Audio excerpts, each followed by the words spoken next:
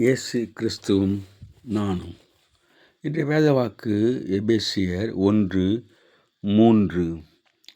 அவர் ஆவிக்குரிய சகல ஆசீர்வாதத்தினாலும் நம்மை ஆசீர்வதித்திருக்கின்றார். அன்பான சகோதர சகோதரிகளே, ஆண்டவர் நம்மை கர்த்தராகிய இயேசு கிறிஸ்துவின் பிதாவாகிய தேவனுக்கு தோத்திரம், அவர் கிறிஸ்துவுக்குள் உன்னதங்களிலே ஆவிக்குரிய சகல ஆசீர்வாதத்தினாலும் நம்மை ஆசீர்வதித்திருக்கிறார் என்று எபேசியருக்கு பவுல் அப்போஸ்தலன் எழுதுகின்றார். ஆண்டவர் ஆவிக்குரிய சகல ஆசீர்வாதத்தினால் நம்மை ஆசீர்வதித்திருக்கிறார். ஆவியின் வரங்கள் போன்ற எல்லா ஆவிக்குரிய ஆசீர்வாதங்களும் தேவன் கிறிஸ்துவுக்குள் நமக்கு அளித்திருக்கின்றார்.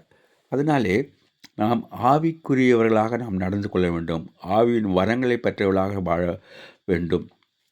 ஆவி பகுத்தறிகிற வரம் கொரிந்தியரில் சொல்லப்பட்டிருக்கின்ற ஆவியின் வரங்களை பெற்றுக்கொண்டவர்களாக இருக்க வேண்டும். தீர்க்க தரிசன வரங்களை பெற்றவர்களாக இருக்க வேண்டும். அந்நிய பாஷைகளை பேசுகின்றவர்களாக இருக்க வேண்டும் என்று சொல்லப்பட்டிருக்கிறது. ஆவியின் வரங்களால் நினைவு வாழ்வோம். Have a blessed day. God bless you. Take care. Be safe. Give your heart to God, your hand to man. Please subscribe, like and share it. Thanks for watching.